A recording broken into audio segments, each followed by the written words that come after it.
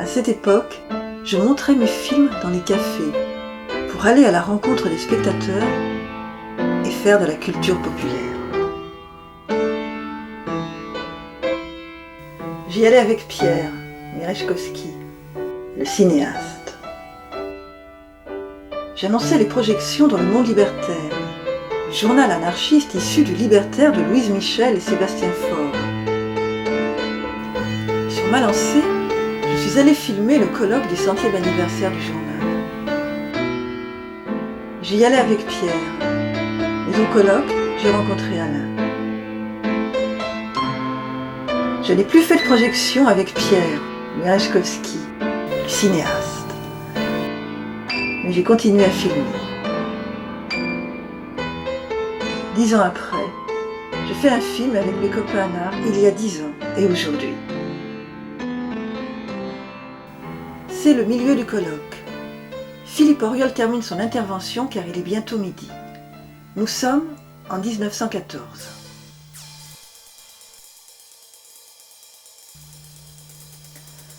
Le Libertaire a 20 ans.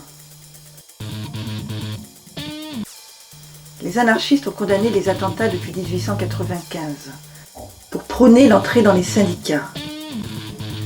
Malgré leur réticence première, les anarchistes communistes et individualistes du Libertaire ouvrent leurs colonnes aux anarcho-syndicalistes. Ils veulent être le journal de toutes les tendances. Ils rêvaient d'une société sans guerre, sans frontières, fondée sur l'entraide. Malgré les lois scélérates qui harcelaient leurs journaux, ils ont propagé l'idée pour combattre l'ignorance et arriver à ce lendemain adorable, comme on disait à l'époque. Ils ont défendu l'amour libre, la contraception, l'avortement, le féminisme, l'hygiène, le droit de l'enfant, les nouvelles pédagogies et l'école laïque. Ils se sont battus contre l'antisémitisme, les religions, le nationalisme, l'armée, le racisme, le colonialisme, l'alcoolisme et le tabac. Ils ont défendu Dreyfus et même la République. On les a condamnés à mort, exilés, envoyés au bagne, emprisonnés, saisis, amendés, interdits. Mais ils ont fondé des coopératives ouvrières, des mutuelles, des communes agricoles, une coopérative de cinéma, le théâtre du peuple, des universités populaires et des écoles libertaires. Et la CGT. Ils ont proclamé le droit à l'instruction et au bonheur. Mais doivent-ils s'organiser ? Le Libertaire défendit la formation d'une fédération anarchiste, branche française à l'internationale anarchiste. Mais avant de penser d'adhérer à une internationale, encore fallait-il parvenir à fédérer les anarchistes français. Il faudra attendre la veille de la Grande Boucherie de 1914 pour qu'enfin, au sein de la Fédération communiste anarchiste, vienne se regrouper la plus grande majorité des compagnons. Enfin, les Français avaient trouvé les moyens d'une entente qui devait les faire rejoindre le congrès international prévu à Londres en août 1914. La grande fédération internationale devait se réaliser. Mais le congrès ne put se tenir, et là, vraiment, les Français n'y étaient pour rien. La guerre était déclarée, et le Libertaire cessait de paraître.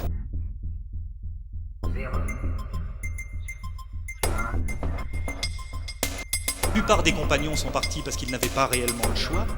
Certains donc sont partis se battre, certains sont partis aussi à l'étranger. Ce qui est sûr en tout cas, c'est que si le Libertaire ne paraissait plus, les bureaux du Libertaire étaient toujours là, et que dans ces bureaux venaient effectivement très fréquemment des gens pour discuter de ce problème, parce qu'on sait bien quand même que la majorité des anarchistes sont ralliés à l'Union sacrée, donc c'était effectivement pour discuter de ces problèmes et aussi essayer d'apporter une aide à ceux qui refusaient d'aller se battre.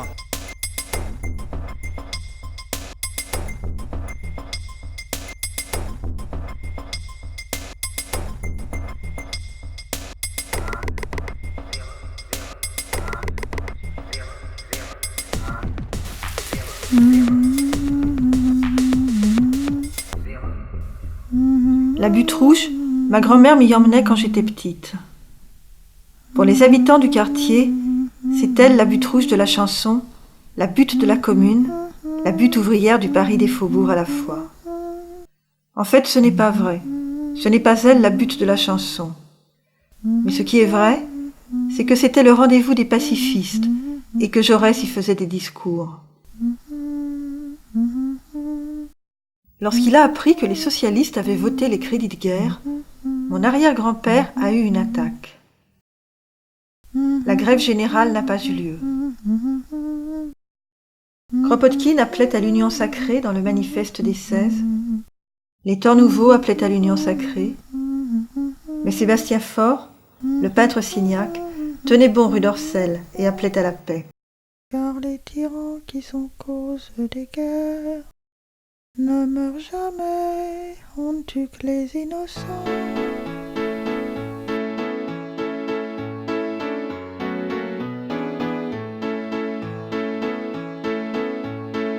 Un numéro clandestin du Libertaire paraît le 15 juin 1917. Puisqu'on maintient les antimilitaristes en prison, le numéro est préparé à l'intérieur même des murs de la Santé. C'était l'endroit le plus sûr, nous dit Lecoin. Les responsables sont pris dans un vaste coup de filet. Ce sont autant de militants qui ne seront pas disponibles en 1918 pour faire ressusciter le Libertaire.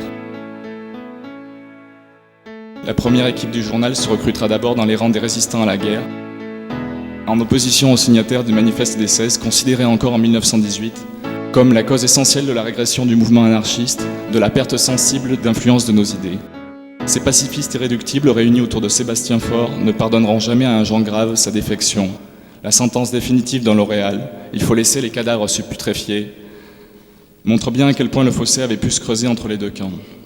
Toujours est-il que le 26 janvier 1919 débute la nouvelle série du journal. La censure pratique des coupes sombres dans les 2 ou 4 pages hebdomadaires. Les collaborateurs les plus en vue s'exposent continuellement à des poursuites judiciaires, et ils ont d'ailleurs fort à faire pour obtenir que les militants sous les verrous puissent bénéficier du statut d'anarchiste, c'est-à-dire du régime politique. Dans ces conditions, la reconstruction d'une organisation anarchiste apparaît indispensable aux rédacteurs du Libertaire pour intensifier leur propagande, autant que pour résister à l'oppression. Dès la reparution du Libertaire, un manifeste annonce la création d'une fédération anarchiste considérée selon les principes fédéralistes, laissant une plus complète autonomie au groupe. Le congrès de novembre 1920, organisé par la Fédération anarchiste, élève le Libertaire au statut d'organe de l'Union anarchiste. Il est demandé également à chacun d'envoyer l'équivalent d'une journée de travail en soutien au journal. Mais sinon, bon, sur l'intérêt. L'intérêt, je vais revoir parce que ça n'apparaît pas du tout. Et c'est d'un seul peu, tout ça. Là, tu nous poses des questions, tu relances, on répond. Alors je relance, alors on y va. Alors c'est bénévole ou c'est payé? Pour les rédacteurs? Pour les rédacteurs et pour les rédacteurs du journal, c'est évidemment bénévole, hein, que ça soit un militant de la Fédération anarchiste ou une signature connue comme par exemple celle de Noam Chomsky, qu'on a pu lire il y a quelques semaines. Il est évident que tout le monde est mis sur le même pied d'égalité, à savoir le bénévolat et la gratuité. C'est le même principe pour le comité de rédaction, c'est-à-dire que le comité de rédaction il est réalisé après les heures de travail, tout de chômage des uns et des autres. Qu'est-ce que vous faites dans le civil, quand vous n'êtes pas au monde libertaire? J'étais informaticien dans un groupe de presse et petit à petit je me suis orienté dans ce groupe vers une fonction de secrétaire de rédaction. Ah bon, alors t'es déjà... 36. En fait, tu fais les 3-8, quoi, t'arrêtes pas. Ah oui. J'aime ce travail. Et toi, Laurent? Moi, ça sera difficile de mentir. Je suis libraire dans une librairie bien connue de Paris. Qui est? La librairie du monde libertaire. Bon, mais alors t'arrêtes pas, toi. Cette année, j'arrête pas. T'es à la radio aussi? Ça m'arrive aussi, oui. Qu'est-ce que ça représente quand même, le monde libertaire à 100 ans? Qu'est-ce que ça vous fait? Pour être franc, pas grand-chose. La SM, je regrette qu'il ait atteint, qu'il ait duré si longtemps, parce que dans mon esprit, c'est un journal qui, j'espère, disparaîtra assez vite, parce qu'il ne sera plus nécessaire. C'est le sentiment de m'inscrire dans la continuité d'une histoire, et puis d'un journal et d'un mouvement. Tout simplement, et puis la réalité c'est que tout simplement on n'a pas le choix, on a des idées, on veut changer le monde, le minimum c'est d'avoir quelques moyens d'expression, que ce soit Radio Libertaire ou Non Libertaire ou d'autres journaux, donc je crois qu'on n'a pas le choix, on n'a pas d'autre choix que de faire un journal pour s'exprimer, pas plus que Louise Michel et Sébastien Faure en avaient.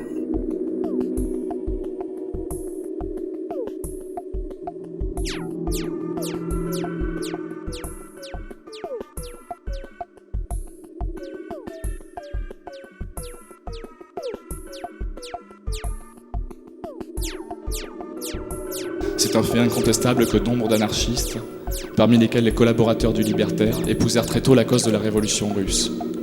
Pourtant, peu à peu, la fièvre retombe dans les rangs des libertaires à mesure que parviennent les premiers témoignages de ce qui se passe réellement en Russie soviétique. Les colonnes du journal accueilleront ainsi régulièrement les échos des persécutions dont sont victimes les anarchistes russes.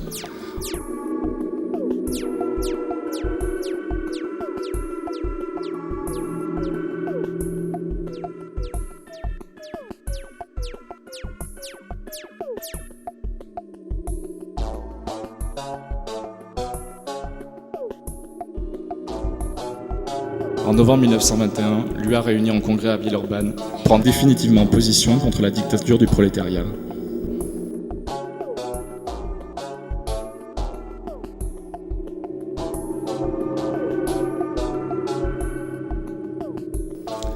Au fil des ans, le Parti communiste français devient la bête noire de l'Union anarchiste.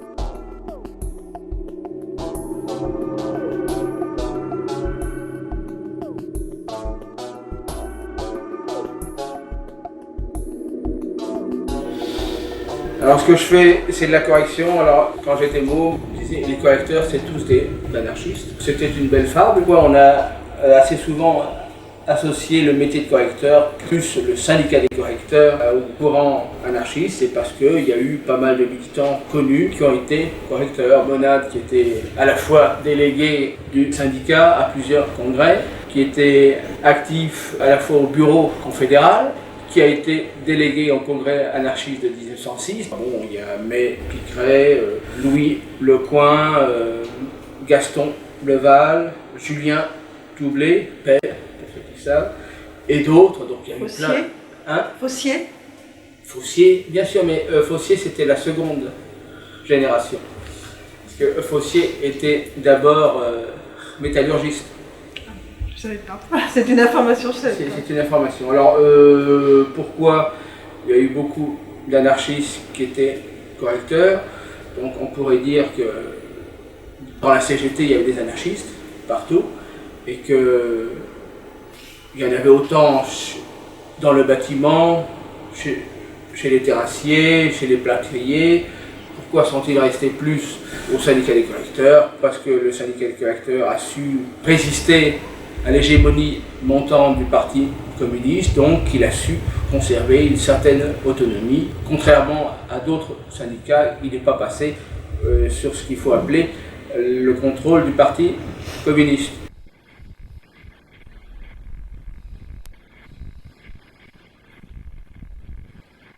Si on prend le début du siècle, voire les années 30, les militants libertaires du syndicat des correcteurs intervenaient dans la vie de la Confédération contre les autres tendances politiques. Ils étaient en avant.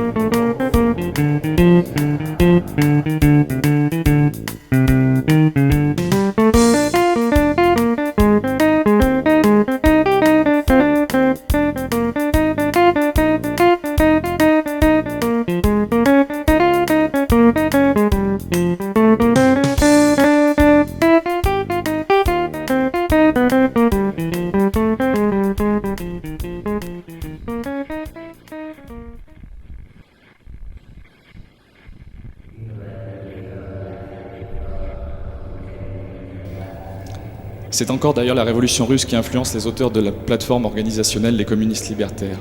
Makhno et Archinov, se fondant sur l'expérience du mouvement insurrectionnel paysan ukrainien, et la défaite de Kronstadt affirment la nécessité d'une organisation anarchiste plus structurée et débarrassée des individualistes.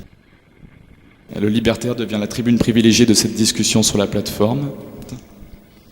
Sébastien Faure, sans doute plus par crainte de la division que par opposition théorique, lui oppose l'idée de la synthèse des courants traditionnels anarchistes.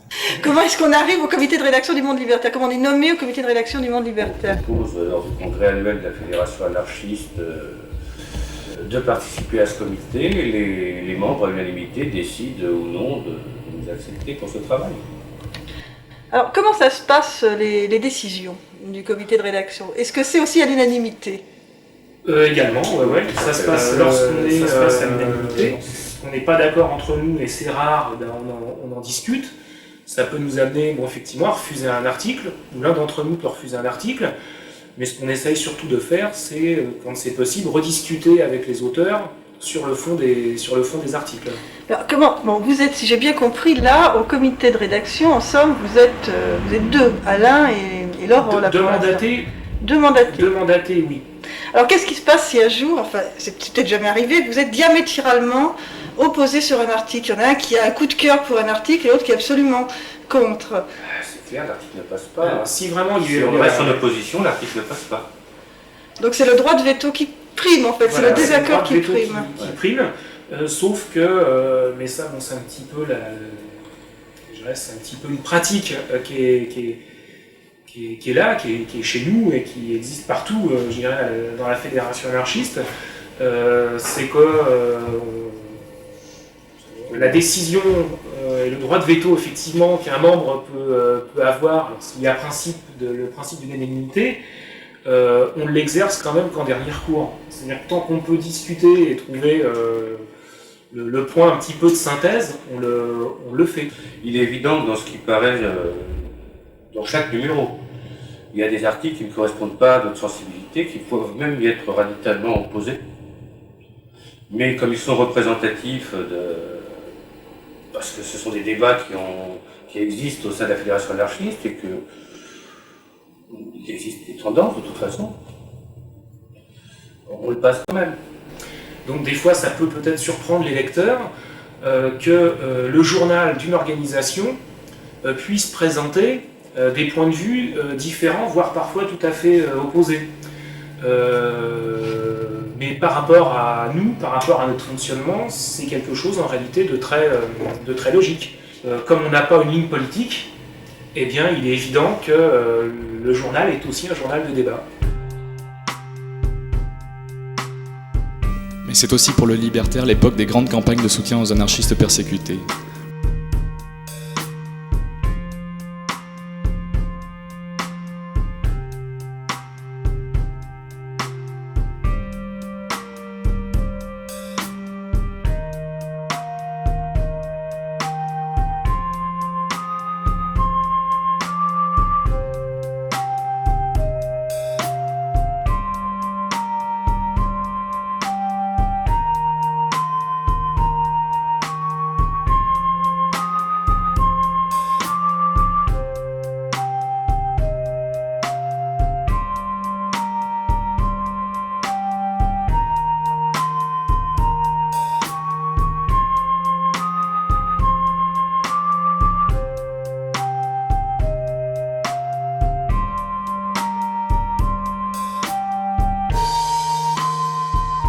Ce serait une grave erreur de vouloir évaluer l'influence du libertaire proportionnellement à l'agitation en faveur de Sacco et Vanzetti.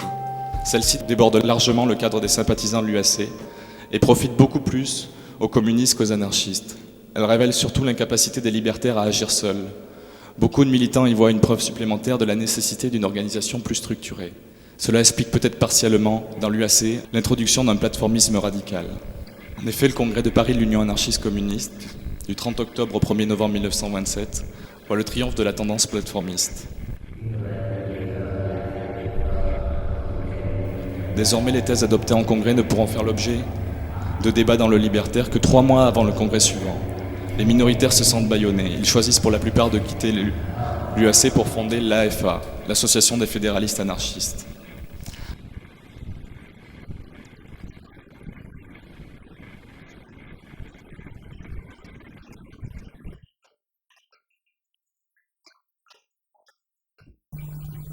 J'ai retrouvé Fabrice Magnone par Internet.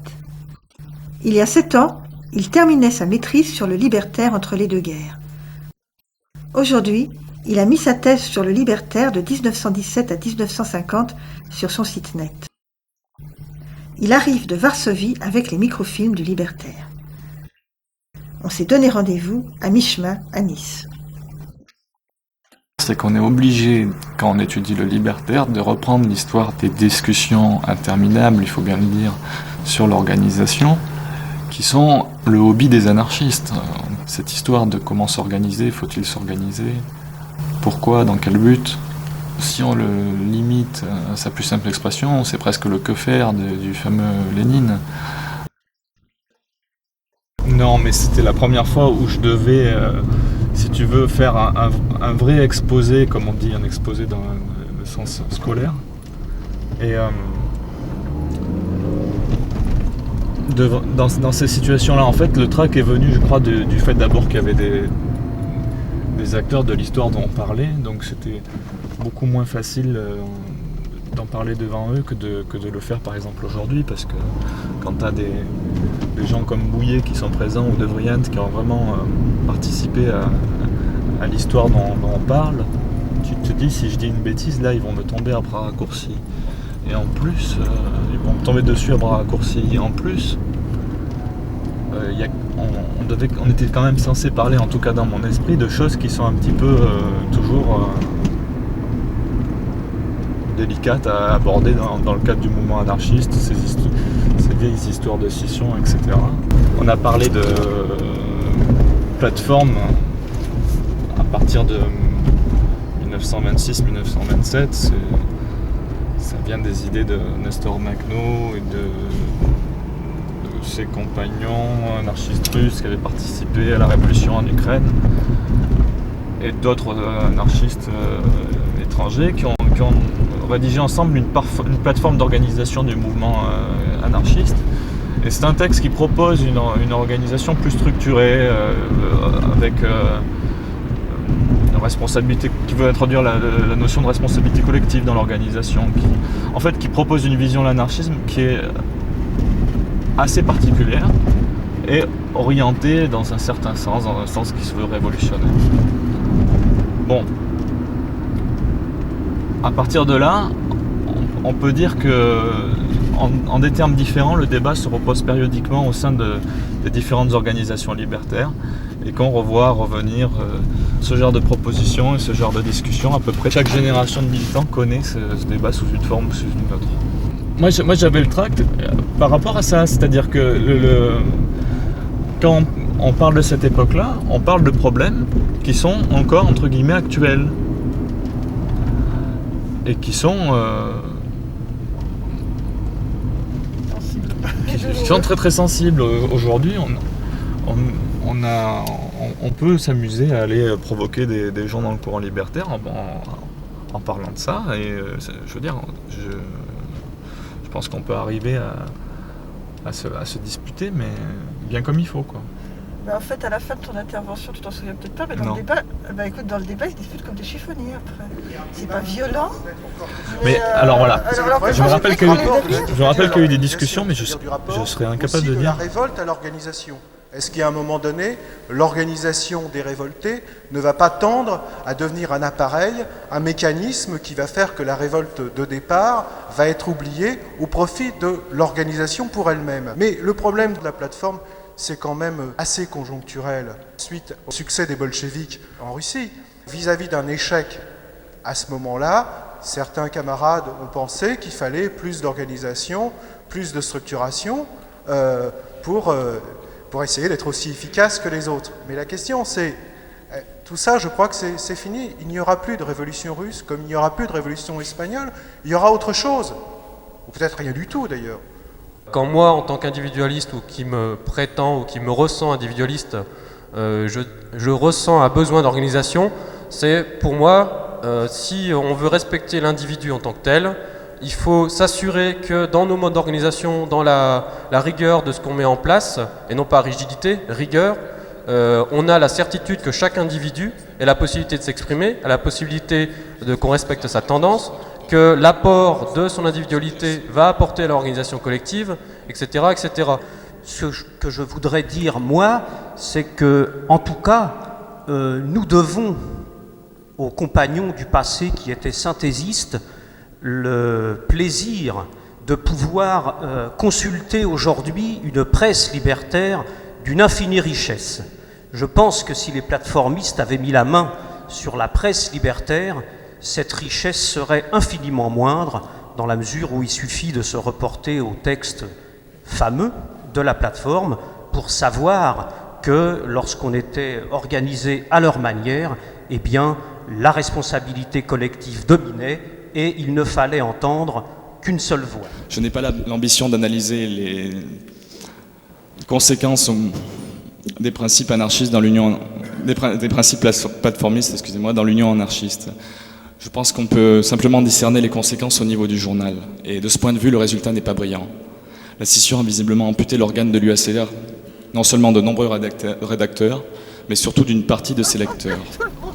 C'est mortel. Moi, j'ai été obligé si tu veux, dans la rédaction de la thèse, d'aborder cette chose, parce que si tu n'as pas cet élément d'explication, on peut pas comprendre l'histoire du journal.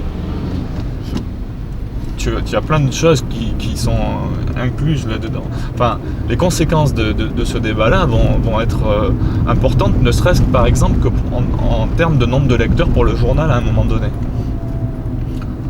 On a un journal qui est entre guillemets synthésiste, donc qui regroupe, qui s'adresse à l'ensemble des anarchistes à un moment donné, et puis qui, à la suite de l'introduction de ces thèses plateformistes, va devenir va s'adresser uniquement à une partie du public libertaire. Et en termes d'abonnés, en termes de nombre de lecteurs, bon, ça diminue.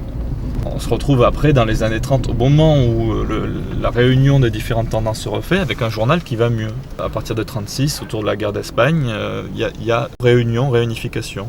Et puis ces problèmes se reposent dans les années 50. Et puis ma recherche s'arrête en 1956, mais si on la poursuit jusqu'à nos jours, on le verra réapparaître à plusieurs occasions.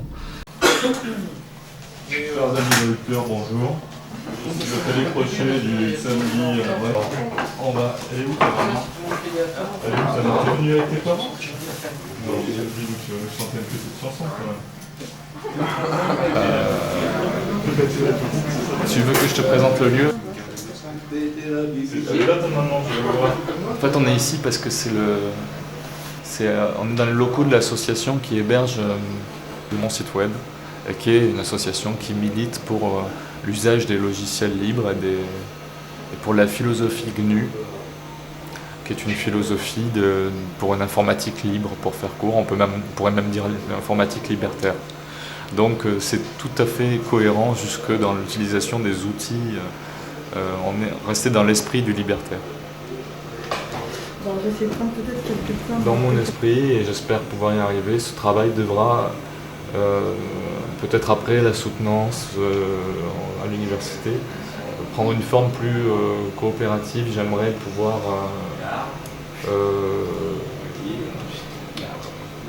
lancer une dynamique autour du libertaire qui mettre en ligne une base de données assez importante avec justement ce premier inventaire d'articles. L'idée de ce travail coopératif, sans obligation ni sanction, et d'arriver à terme à inviter ceux que ça intéresse de participer à ce projet et de rendre au libertaire cette dimension collective qu'il a toujours eue, et qui est le côté vraiment riche du libertaire.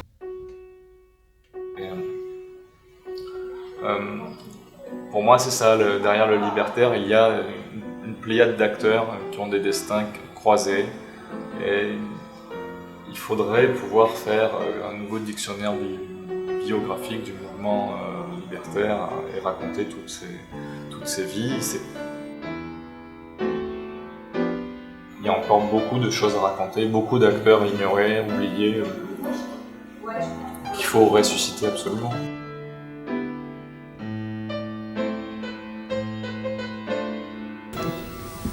Ça peut donner une image de l'ambiance d'une époque.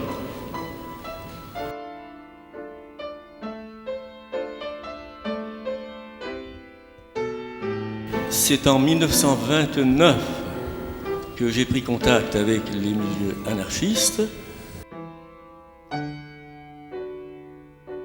Il m'a été donné d'entendre une discussion, savoir quel était le journal le meilleur défenseur du droit ouvrier, le meilleur défenseur de la cause ouvrière. Et il y en a un qui dit aux autres, cherchez pas, c'est le Libertaire.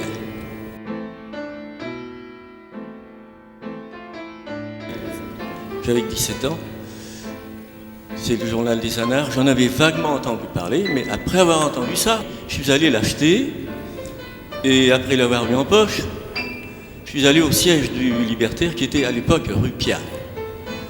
Rue Piat, dans un local très pouilleux, un bâtiment, je crois bien, en bois. Pour y rentrer, il y avait un escalier pas rassurant, mais dedans, c'était extrêmement intéressant parce qu'il y avait toujours des copains qui y discutaient. Il y avait des bouquins, en général des bouquins d'occasion, ou du pilon, c'est-à-dire des invendus, des éditeurs. Des légions. On ne devrait pas, parce qu'une légion... Et si c'était pas vraiment la cour des miracles, c'était pour le moins pittoresque. C'est le Robert. Et c'est là que j'ai pu voir de près alors ceux qui faisaient le journal, dont le responsable principal, c'était René Frémaux, qui était un ouvrier métallurgiste, anti-individualiste, des gens en tout cas dont j'ai le meilleur souvenir. Mais la division du mouvement, là je peux le décrire, il y avait, on en a parlé, la Voix libertaire. La Voix libertaire, c'était un journal dirigé par un vieux camarade qui s'appelait Zisli, et c'était un peu le refuge de tous ceux qui étaient dégoûtés de l'UA parce que elle était tout le contraire, si vous voulez, d'une pensée philosophique dans son expression. C'était presque comme un syndicat. Ça ne pouvait pas satisfaire tout le monde, mais néanmoins tout le monde lisait le Libertaire. Il était très lu dans nos milieux. Même si on avait quitté l'UA, on lisait le Libertaire.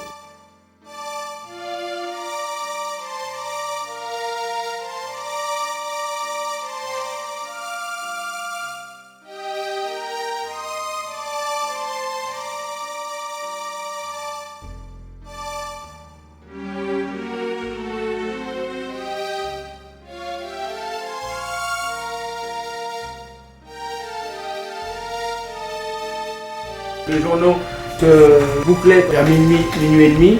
Maintenant, ils sont bouclés vers 20h. Tout le quartier de la presse, c'était le quartier et Halles. C'était bien parce qu'on arrivait la nuit, ça sentait à la fois la viande fraîche et l'encre, disait-on. Parce qu'il y avait la Cirlo, il y avait François, il y avait des rotatives donc de l'encre et du papier, il y avait des vieilles halles. Et tout le monde, et tous les bistrots travaillaient jusqu'à 5h du matin. Maintenant, à 8h, ils ferment. Et c'est bien triste. Voilà. Bon, et bien, sur ce, je vais aller autre part. Salut. Les linos en bleu, avec les gars idéal en blanc. Où est-ce que tu travailles, toi? Moi, c'est le plomb. Ah bon? Qu'est-ce que tu bois? Du rouge ou du noir? Normalement, on disait les deux. Ça dépend.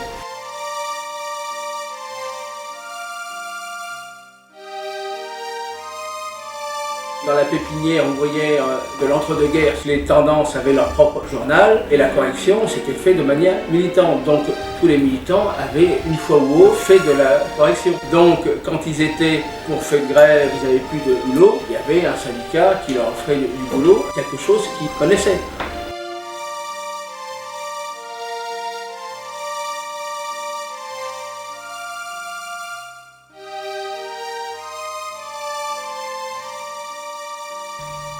Valmy-Gemap République.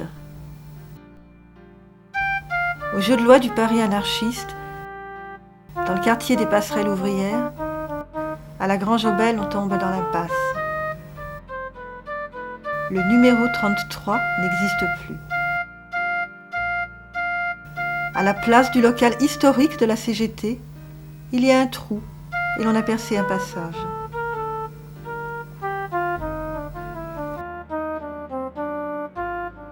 Le camarade Toublet nous a quittés au mois de mai, mais j'ai connu très longtemps son père, et qui représentait une tendance du mouvement anarchiste, anarcho-syndicaliste, qui a été un peu mis aux oubliettes, c'est-à-dire qu'il avait vécu les scissions de la CGT.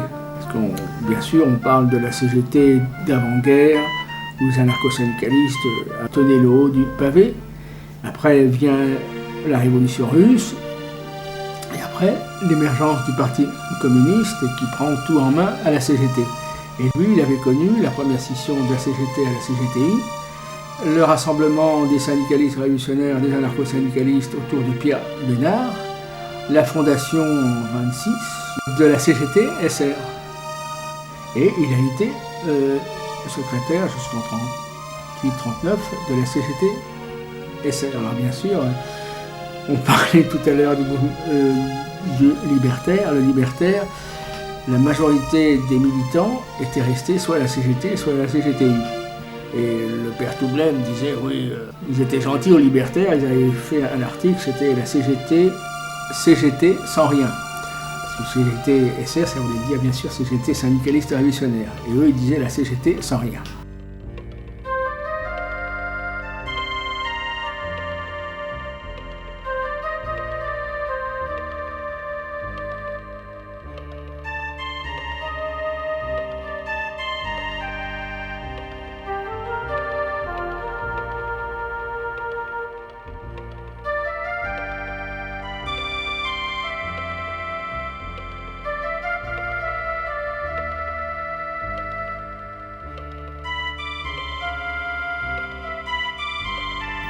Par rapport à la CGT qui s'était réunie avec la CGTU, ça ne faisait pas grand-chose.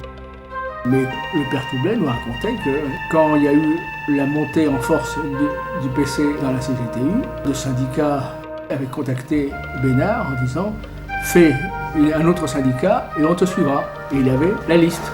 Puis après, il y a eu 36, l'enthousiasme de 36, et après tout ça est resté lettre morte.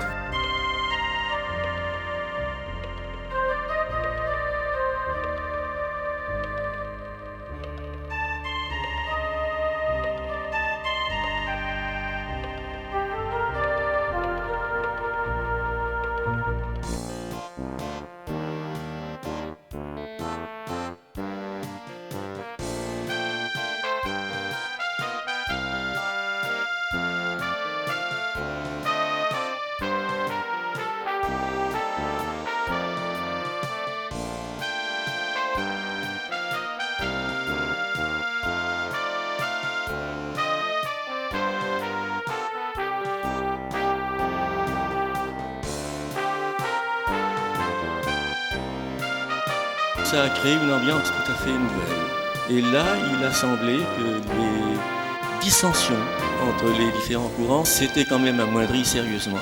Lorsqu'il s'est agi d'aider nos camarades espagnols, qui étaient peut-être pas pauvres en hommes, ils nous disaient « on n'a pas besoin d'hommes, envoyez-nous des armes ». Et à ce moment-là, toutes les fractions des mouvements anarchistes, sans distinction, se sont beaucoup remuées pour les aider.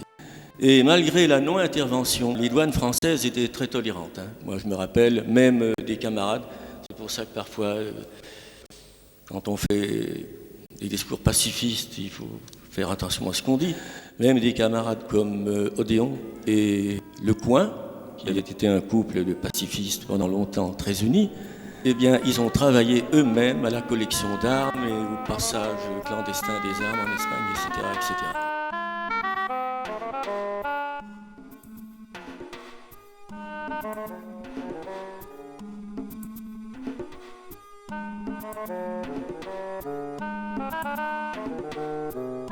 Donc à partir de ce moment-là, l'anarchie, c'est pas un parti, mais ce sont des partisans. Et donc, à partir du moment où ce sont des partisans, ils deviennent des gens de guerre, non pas des terroristes, mais des gens de guerre. Et Durruti est un chef de guerre. Ouais. Il y a plus de monde à l'enterrement de Durruti, peut-être pas plus, mais au moins autant qu'à l'enterrement de Lénine, parce que dans tout le monde latin, c'est une image exemplaire, vous voyez. Et or, c'est un combattant. Et vraiment, là, il y avait unanimité chez les anarchistes. Mais jusqu'au moment où Les camarades espagnols étaient confrontés vers la Révolution sans le gouvernement de la Catalogne, qui n'était pas celui de l'Espagne, ça ne l'oublions jamais. Les camarades espagnols donc ne voulaient pas se couper du gouvernement parce qu'ils avaient besoin d'armes. Donc il y a eu un plénum chez les anarchistes espagnols par lequel ils décidaient d'entrer à ce gouvernement. Après, ce gouvernement régional, il avait été intégré au gouvernement de toute l'Espagne, non encore franquiste, de sorte qu'ils ont été entraînés dans une sorte de complicité, je dirais une participation intégrale au gouvernement de l'Espagne, c'est-à-dire aux responsabilités de l'État. Et quand on est dans la guerre, ça veut dire que quand se développe le fascisme, quand se développe l'hystérie, ça veut dire qu'il est difficile de mener le combat anarchiste seul, quand d'autres le mènent à côté de vous, même s'ils ne sont pas vos camarades, mais qui sont des alliés dans le combat. Et c'est ainsi qu'on voit cette chose admirable d'un ministre anarchiste en Espagne républicaine. Bon. Oui, alors du côté français, ça a été la grande bagarre. Hein. Mais le libertaire, au départ, n'a pas condamné la collaboration avec le gouvernement. Il l'a fait, mais que bien plus tard. Et Sébastien Faure lui-même ne l'a pas fait immédiatement. Il l'a fait plusieurs mois plus tard. Et un beau jour, dans le Libertaire, un meeting est annoncé à la salle Wagram, je crois, avec deux ministres espagnols. Il y avait Hugo Garcia Oliver et Federica Montseny. Alors c'est vous dire si les choses sont allées très loin. Il y avait des fauteuils mobiles encore à l'époque. Ben, les fauteuils mobiles, il y en a beaucoup qui ont bougé en direction de la carcasse des gens qui étaient là pour l'Union anarchiste. La garde mobile a dû intervenir pour que c'est un peu fort, hein, pour que le meeting continue.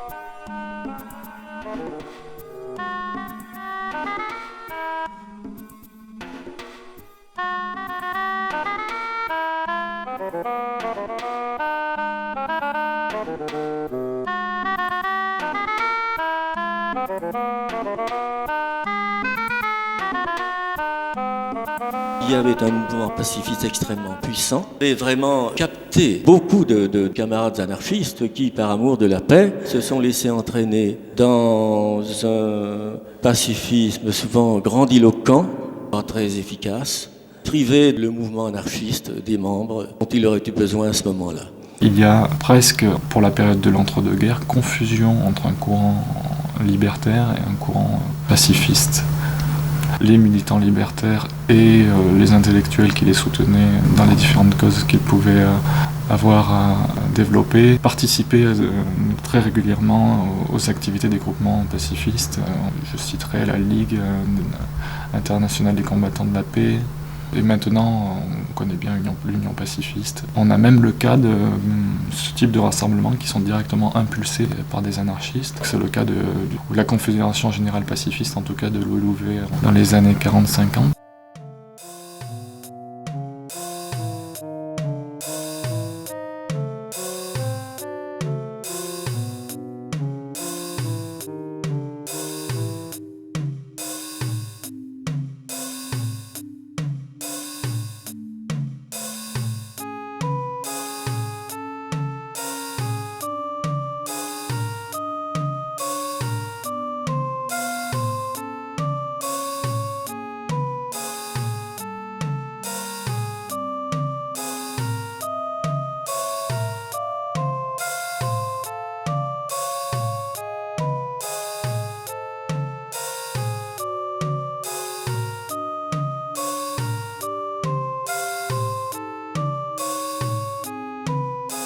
En cas de guerre, les militants doivent sauver leur peau et réaliser une organisation clandestine leur permettant de rester en liaison entre eux, même si toute propagande leur est impossible. De cette façon, le moment venu, ils pourront agir avec cohésion et à bon escient. Mon père avait appris l'allemand pour appeler à la fraternisation et à la grève générale au cas où il y aurait à nouveau la guerre. Mais quand il y a eu la guerre, ce n'était plus à l'ordre du jour. Mon père y est allé, comme tout le monde, les anarchistes aussi, sauf quelques-uns, Nicolas Fossier, Louis Lecoing, Valentin Berthier, aussitôt incarcérés, qui avaient déchiré leur livret militaire. L'allemand à mon père, ça lui a servi à décoder à la radio les messages des aviateurs. Et pendant l'occupation, il a fait semblant de ne pas le comprendre. Même quand dans le métro, un soldat touchant son étui à violon essayait de lui expliquer qu'il était lui-même premier violon à Cologne. Alors nous, qu'est-ce qu'on devenait dans tout ça?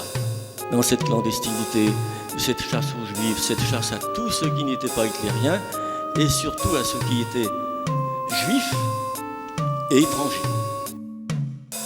Il nous a fallu, avant d'avoir des liens personnels, les uns avec les autres, un début de canevas. Il y en a eu pour 1 an et demi, 2 ans. On a d'abord commencé par organiser la solidarité. Il y avait des camarades poursuivis, il y en avait qui étaient en prison pour incitation militaire à la désobéissance. On ne pouvait pas sortir le libertaire, bien sûr. On sortait un bulletin intérieur qui faisait de 4 à 6 pages, et ce qui permettait de mettre les grandes lignes de ce que l'on voulait voir ensemble, aussi bien pour la sécurité que pour le futur. Trouver un mode fédératif qui permette à tous d'être dans une même organisation et de ne pas connaître l'éparpillement dans le temps. Dès que les Allemands ont commencé à quitter Paris, on a mis des affiches sur Paris et on a préparé une réunion, examen de tout ce qui a été fait, compte rendu, tout. Et puis alors décision primordiale toujours, sortir le libertaire le plus vite possible. Et après, on s'occupera de préparer le congrès constitutif de la nouvelle organisation, mais d'abord sortir le libertaire, et c'est ce qui a été fait.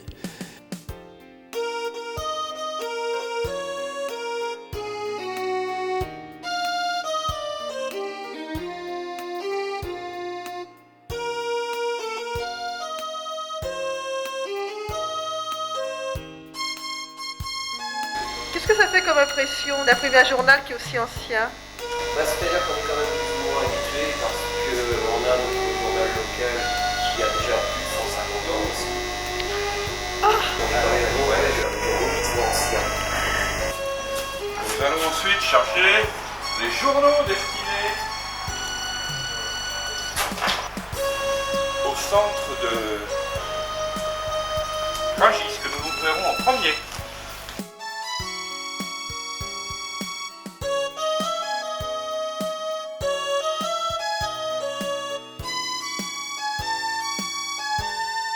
Le 1er mai 1945, avec Suzy Chevet, nous allons vendre le journal à la criée dans le vieux faubourg Saint-Martin et nous serons étonnés de la sympathie que nous témoignera cette population qui vient d'être libérée.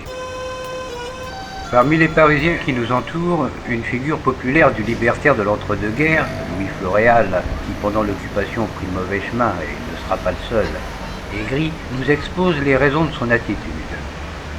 Que dire ? Alors ça, c'est le genre de slogan qu'on va trouver beaucoup dans ces années-là dans le libertaire. des problèmes de ravitaillement, des problèmes de la vie chère.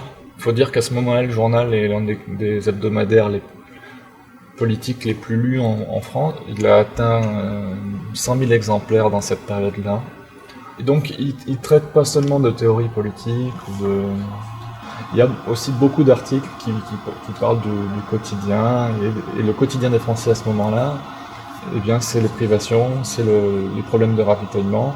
Alors, de toute façon, dans ces années-là, la Fédération anarchiste a beau jeu d'intervenir au niveau social, parce que le Parti communiste est dans une période d'union sacrée, et le slogan de Thorez, il faut savoir terminer une grève, résonne encore.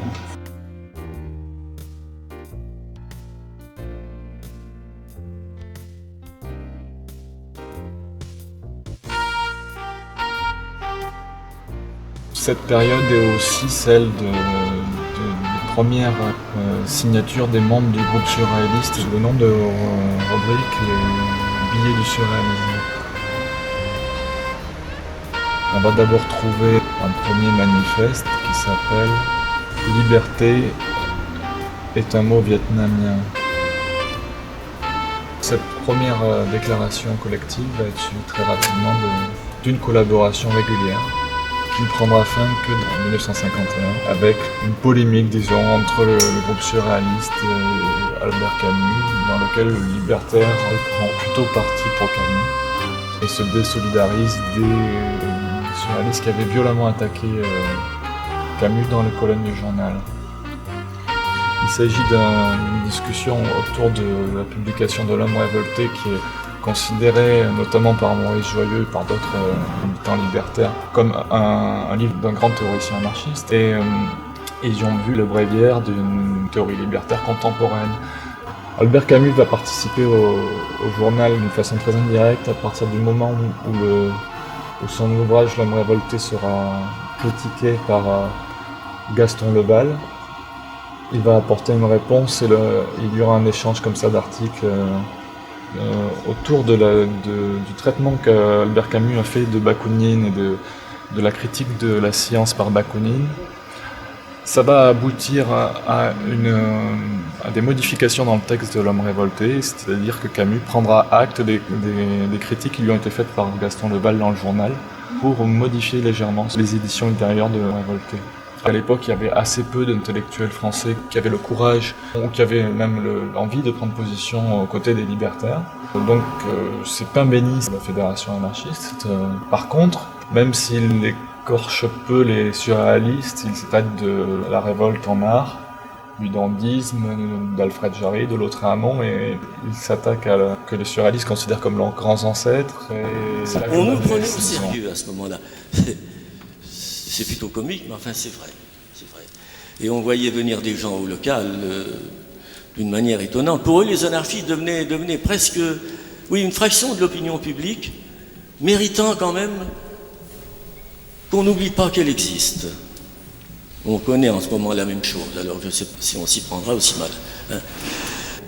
Et puis, là, je peux dire en passant comment Brassens est devenu des nôtres. Les camarades permanents, il voit venir un gars qui leur dit « Tenez, c'est bien vous, le journal des anarchistes, là, oui. Ah bon, parce que je l'ai acheté ce matin, puis alors, j'aurais jamais cru que vous auriez publié mon article. » Il est super bien cet article, hein. Les gendarmes jouissent pas d'une réputation super fine. Tu vois, ils courent sur eux des tas de mauvais bruits. Donc je vois à mon travail à Avenue de la République, je vois venir ce gars-là, mal rasé, hirsute, débraillé, on pourrait dire. Oui, un genre de hippie. Hein. Charles Brins, c'est la signature de Brassens. Il s'appelle Charles Brins, Géocélie, Gilles Collin. Quand j'ai vu qu'il écrivait si bien et que les autres l'ont constaté comme moi, on a dit, dis donc, on manque de bonnes plumes, en voilà une. Et sur ma proposition, la commission administrative l'a désigné comme secrétaire de rédaction. Et c'était lui, en fait, qui pratiquement dirigeait le journal. Peut-être pas dans son orientation, mais dans la qualité de sa rédaction. Il était reproché de ne pas répondre au courrier. C'était pas un homme à ça, du tout. Il aurait fallu payer un deuxième à côté de lui pour ça. Parce que là, il était appointé. Hein. Il est appointé à plein temps. Mais il faisait bien son boulot, hein, il le faisait très bien. Comme correcteur, c'était parfait parce qu'il se destinait à la littérature.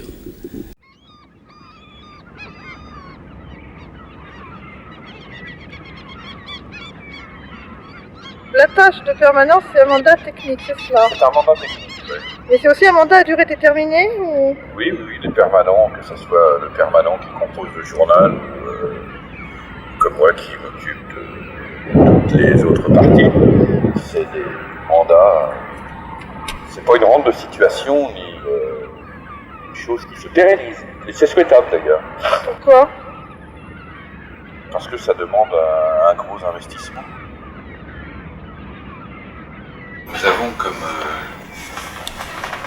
politique de répondre à la totalité des réclamations et du courrier qu'on reçoit.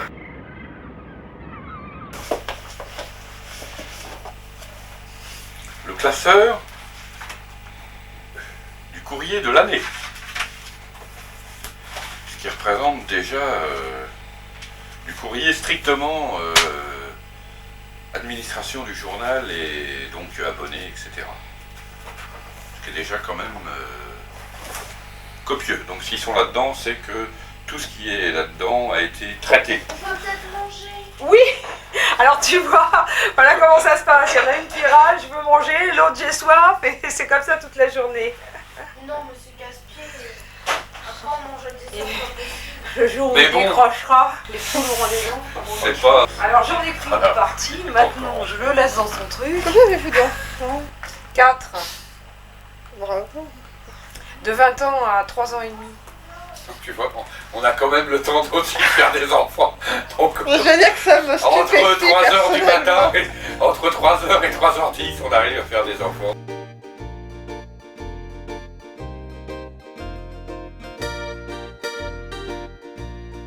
Mon premier métier, j'étais sellier garnisseur, c'est-à-dire je faisais les intérieurs de voitures.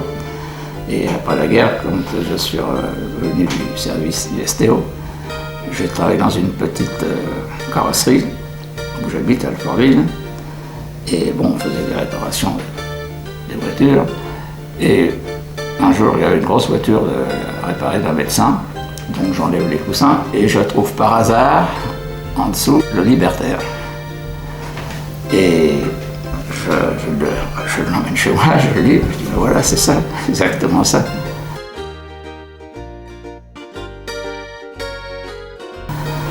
Et donc je suis allé au siège de la fédération, qui était à ce moment-là Quai Valmy. Et donc je allais à Alfortville parce que j'habitais en Gien à cette époque-là. Et je suis arrivé, la boutique était fermée. Enfin j'ai frappé, j'ai vu qu'il y avait de la lumière. Et puis ils sont venus m'ouvrir, puis j'ai expliqué. Bon, voilà, ils m'ont donné ils m'ont dit tiens, bah, tu t'achètes ça. J'ai acheté quelques brochures. Et puis j'ai continué. Et puis ça correspondait tout à mon état d'esprit de l'époque. Voilà. Donc, puis bon, bah, j'ai milité tout de suite. Bah, je suis entré en 46, 47, je me rappelle, je me souviens jamais, à la Fédération anarchiste. Et puis j'y suis toujours. On doit avoir notre truc aussi, correcteur de Paris, je crois. Correcteur de Paris, ouais, c'est ça. On allait vendre le monde libertaire, le Libertaire à l'époque, à Saint-Denis, au marché de Saint-Denis, on en vendait pas mal, c'est du monde. Alors, on était accrochés par les communistes, on était accrochés par le RPR à l'époque.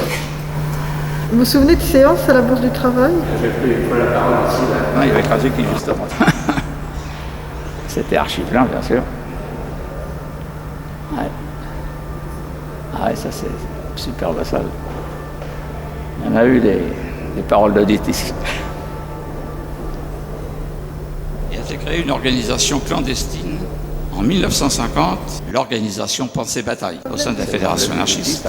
Cette organisation était extrêmement minoritaire, mais elle était bien organisée, elle avait ses statuts, elle percevait des cotisations.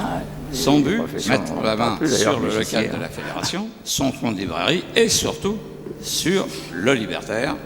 Bien sûr, les camarades qui agissaient ainsi ne le faisaient pas pour des intérêts personnels. Ils étaient persuadés que c'était la solution pour conduire la révolte. Il faut se souvenir du climat qui régnait après la guerre de 1945. Il y avait de nombreuses grèves dures. Il y avait la guerre d'Indochine qui venait de finir, il y avait la guerre d'Algérie. Et on pouvait effectivement penser qu'à l'époque, eh bien, la classe ouvrière pouvait changer de régime. Et je croyais que le colloque, ça allait être un peu comme un congrès anarchiste, qu'on allait tous se taper dessus, qu'on n'en finirait pas avec ça. Et puis, ça a été un petit peu évacué. En tout cas, cette histoire de la scission de 1953, on l'a mis de côté. La reconstruction du mouvement anarchiste s'est faite sur des bases synthésistes, c'est-à-dire d'ouverture aux différents courants du mouvement. Et il y a eu une scission en fait à l'exclusion de partisans d'un anarchisme entre guillemets traditionnel. On a eu une sorte de ce qu'on appelle néo-anarchisme ou je sais pas comment dire, marxisme libertaire. En fait, la fédération anarchiste est devenue sous l'impulsion d'éléments plateformistes, plus orientés dans un sens révolutionnaire et lutte de classe. Et ça convenait pas à tout le monde, il y a eu des exclusions. Ça aboutit en 1953 à la création d'une fédération communiste libertaire. En fait, ça c'est la FA qui change de nom. Ces événements-là ont traumatisé les militants, bien sûr, les sympathisants. Pourtant, dès 1953, une réaction salutaire se déclenche. Le groupe Louise Michel, à Paris, le plus important et le plus influent à l'époque, le groupe d'Asnières, celui de Bordeaux, crée une nouvelle fédération anarchiste. Pas de siège, pas de local. Pour les gens qui l'ont vécu, ça a été un petit psychodrame. Par exemple, Maurice Joyeux explique que le problème pour lui dans la fédération anarchiste est de liquider les infiltrations marxistes. Alors ça fait complètement parano quand on lit quelque chose comme ça aujourd'hui. Bon, il faut comprendre que ça vient de l'époque où ils se sont fait, entre guillemets, déposséder de leur journal, de leurs locaux, et qu'en 1954, quand les militants qui avaient été exclus de la FA ont dû tout recommencer et lancer le monde libertaire, ils ont eu besoin de faire appel à des fonds et de tout réorganiser, de retrouver un local, alors qu'ils avaient ces outils à leur disposition depuis 1945. Les rescapés de mon groupe rejoignent rapidement la nouvelle fédération et nous participons à la création du monde libertaire, dont le premier numéro est sorti en octobre 1954. Libertaire. Évidemment, je ne vais pas le trouver. Ça fait des machins. Il y a un article, voilà. De Tunis à Casablanca, où mûrissent les fruits de la colère. C'est un article donc, qui date de décembre 1954, c'est-à-dire un mois après les premiers attentats qui marquent de manière spectaculaire la lutte contre le colonialisme français en Algérie.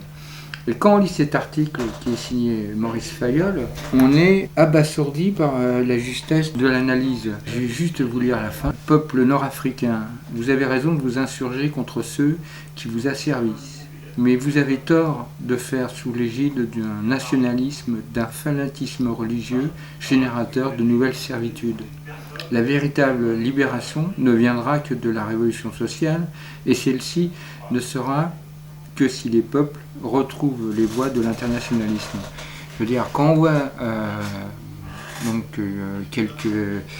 pratiquement 50 ans plus tard, ce qui se passe aujourd'hui en Algérie, on ne peut pas ne pas penser que les gens de l'époque écrits dans le monde libertaire avaient quand même la tête sur les épaules, avaient réussi à allier une analyse tout à fait événementielle à des problèmes de fond qui ont perduré malheureusement. Il y a deux journaux qui veulent tous les deux représenter le courant anarchiste, le Libertaire ayant renoncé à représenter tout le courant anarchiste, mais se présentant comme un organe communiste libertaire, alors que le monde libertaire va être ouvert à toutes les tendances. Il y a cette différence-là et on la ressent pour l'Algérie. Le libertaire prenant fait cause pour les nationalistes algériens, ce qui n'est pas le cas du mouvement libertaire qui nuance beaucoup plus sa critique du colonialisme et qui est sur une position plus orthodoxe anarchiste et qui n'est pas prêt de s'engager pour soutenir la direction du mouvement nationaliste. Il y avait une polémique entre ceux qui disaient qu'il fallait soutenir quand même le FLN parce que... J'étais. Vous étiez. Non, j'étais avec mon groupe et puis ceux qui étaient ce qu'ils appelaient les anarchistes traditionnels, qui disaient bon ça va être un gouvernement, et on n'a pas soutenu un gouvernement. Mais nous on ne le voyait pas comme ça, parce qu'on disait bon, pour que les Algériens se libèrent, il fallait d'abord qu'ils suppriment les chaînes colonialistes, donc il fallait bouter les Français dehors. Et après, ma foi, ils faisaient ce qu'ils voulaient. Le libertaire avait exprimé des positions sur la guerre d'Algérie, qu'on ne peut pas lui reprocher d'ailleurs, mais qui lui ont valu d'être saisi souvent, le monde libertaire aussi d'ailleurs. Sa situation financière devenait de plus en plus préoccupante. En plus, la Fédération communiste libertaire a présenté des candidats aux élections législatives de janvier 1956. Un rapprochement se fera avec celui qui fut le principal artisan de la répression contre les anarchistes en Espagne, celui qu'on avait surnommé le boucher d'Albacete, André Marty, qui venait d'être exclu du Parti communiste. Beaucoup de militants n'ont pas accepté cette participation aux élections et d'autres thèses de la Fédération communiste libertaire, par exemple son engagement pour l'Algérie, en tout cas pour le FLN, et d'un autre mouvement qu'on oublie un peu aujourd'hui, le MNA, dont le leader était Messali Hadj, leader historique de la cause nationaliste algérienne. Au moment du déclenchement de la guerre d'Algérie, les militants d'extrême gauche soutiennent d'abord Messali Hadj et le MNA parce qu'ils ne connaissent pour certains même pas l'existence du FLN, qui est un mouvement qui vient d'être créé. Et pendant quelques temps, ils vont être amenés à sous-estimer l'importance de ce courant-là. Pour eux, l'Algérie qui se révolte à ce moment-là est personnalisée par Messali Hadj, avec lequel l'extrême gauche française avait eu des contacts dès l'entre-deux-guerres.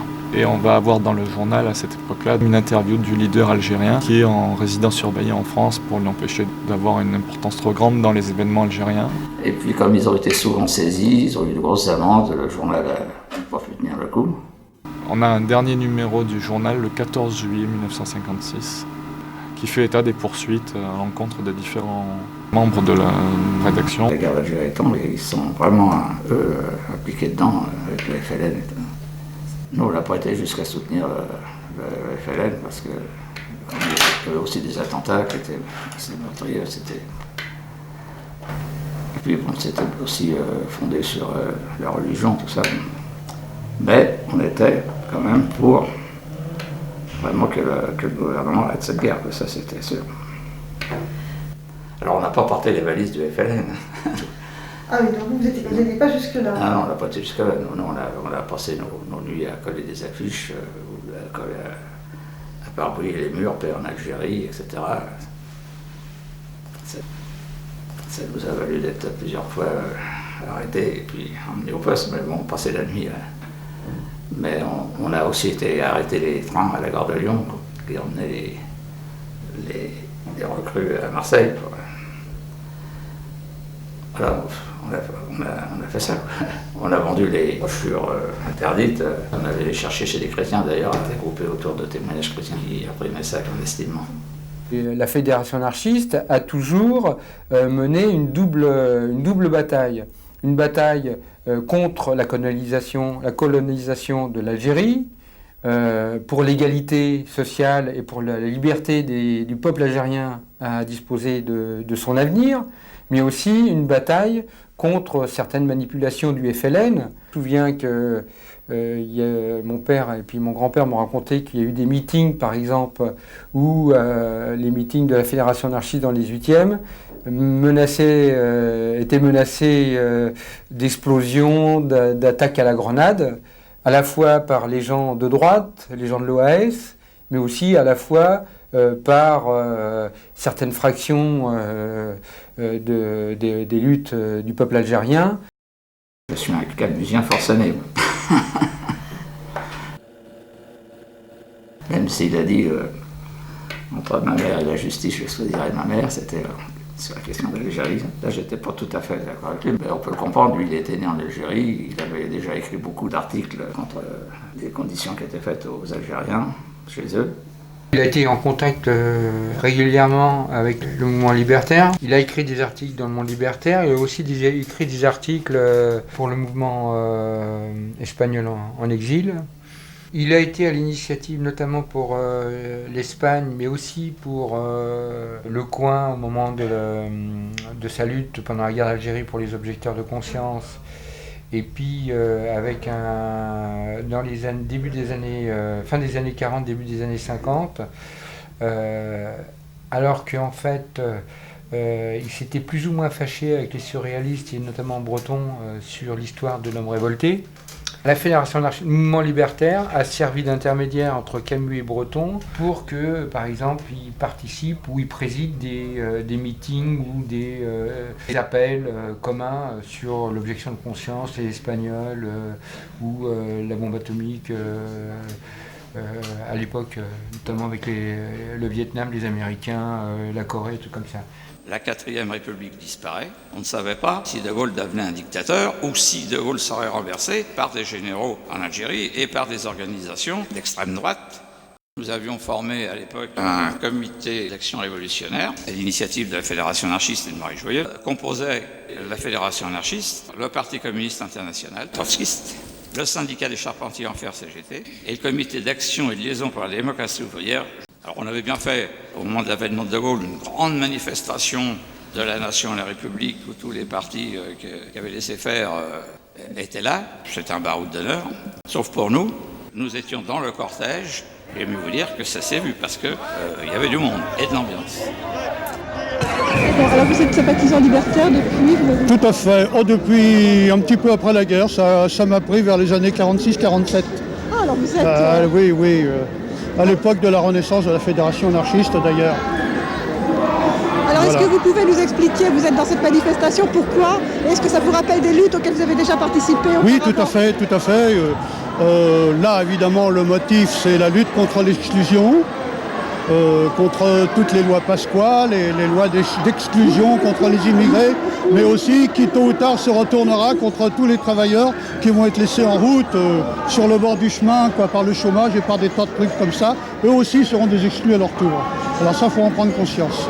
Dans quel contexte ça s'inscrit pour vous, libertaire? Est-ce que vous vous rappelez, vous avez participé aux manifestations de la guerre d'Algérie, à ces choses-là? Oui, tout à fait, oui. Vous pouvez nous rappeler certaines choses? Oui, eh bien écoutez, au moment de la guerre d'Algérie, ce que je peux vous dire à titre de souvenir personnel, nous avions formé un comité des organisations de jeunesse contre l'envoi du contingent. Et ça regroupait des jeunes gens des éclaireurs de France, des auberges de jeunesse, ainsi que des jeunes libertaires, des tas de jeunes comme ça. On a essayé de faire des manifs, mais qui ont toujours été interdites. Mais je pense qu'il faut qu'on revienne à notre installation rue Ternaux. Et le 2 janvier 1958, j'étais le premier permanent de la nouvelle fédération anarchiste et j'en ouvrais les volets. Lorsqu'on a ouvert la boutique, il y avait des rayons, mais il n'y avait rien. Or, à cette époque-là, il n'y avait pas grand-chose sur l'anarchisme. On avait trouvé quelques livres de Proudhon, un Kropotkin, une biographie de Louise Michel, puis des ouvrages sur le syndicalisme, la guerre d'Algérie, etc. Alors c'est aussi pendant cette période que des groupes d'extrême droite d'Algérie française attaquaient des librairies, surtout des librairies communistes qui étaient attaquées à l'époque. Mais nous étions aussi visés. Et donc un copain bien intentionné m'avait prêté un 635 qui a été mon garde du corps pendant plusieurs mois. Nous n'avons pas eu d'attaque de commando. En revanche, nous n'avons pas échappé à un attentat de l'OS. Et le 3 mars 1962, dans la nuit, une librairie fut complètement détruite, ainsi d'ailleurs que toutes les vitres de la rue Ternaux, une bonne partie de la folie Méricourt.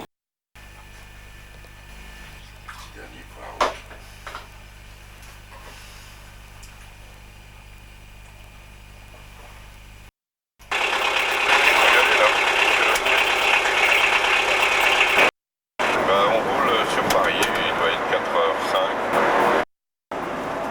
Je sais jamais ce qu'il peut y avoir sur la route. Pensez être à midi à Rungis, il suffit qu'il y ait une panne, un bouchon sur le périph' ou un accident ou des trucs comme ça. Et je suis couillonné, si j'arrive à midi un quart, midi et demi, bon, ils prendront les journaux, mais au lieu d'être distribués demain dans tous les kiosques, ils seront vendredi. On se dirige lentement mais sûrement. L'important, mais surtout d'y être.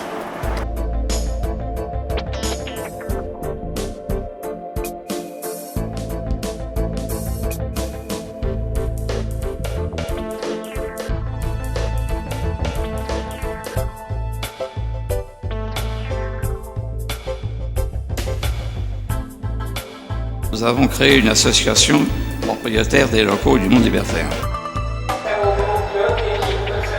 Elle était dirigée par un conseil d'administration composé arbitrairement d'une quinzaine de camarades de toute la France qui étaient connus pour leur intégrité morale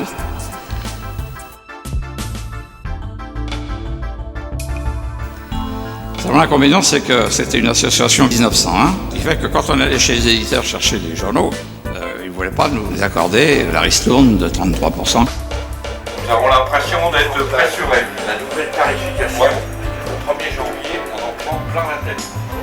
En vrai. En nous, il y a des on fait un film. On a fini le colloque en entier. Et puis on a fini toute la réalisation du journal. Alors, nous avons créé une coopérative de consommation qui est la librairie Publico, publication libertaire coopérative. Alors où est-ce qu'on va là? Eh bien, nous allons à la librairie de la Fédération anarchiste livrer les exemplaires pour les lecteurs parisiens qui viennent acheter leur journal directement à la librairie. 80% des abonnés vont recevoir leur journal à midi.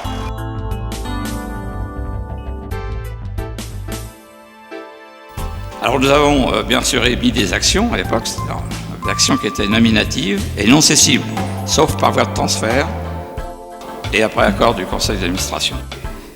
Les actions valaient 10 francs, enfin 1000 francs à l'époque.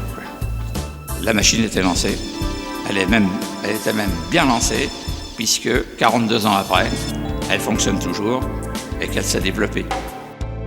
Nous composons nous-mêmes notre périodique qui est devenu hebdomadaire. Nous célébrons aujourd'hui le 100e anniversaire du journal des anarchistes, comme Maurice Joyeux désignait le Monde libertaire, puisque celui-ci est le fils naturel de celui-là. Le Monde libertaire a dépassé les 1000 numéros. Une radio émet depuis plusieurs années. Nous avons quitté le local de la rue Ternaux, pas très confortable, pour celui de la rue Amelot. Avoir survécu à 2 guerres mondiales horribles, au fascisme, au nazisme, à 75 ans de bolchevisme et de stalinisme, aux guerres coloniales, à l'écrasement des libertaires espagnols, aux crises économiques, on se dit donc que notre centenaire a une sacrée santé, prouvant ainsi que Luis Mercier Vega avait raison de parler de l'incroyable anarchisme.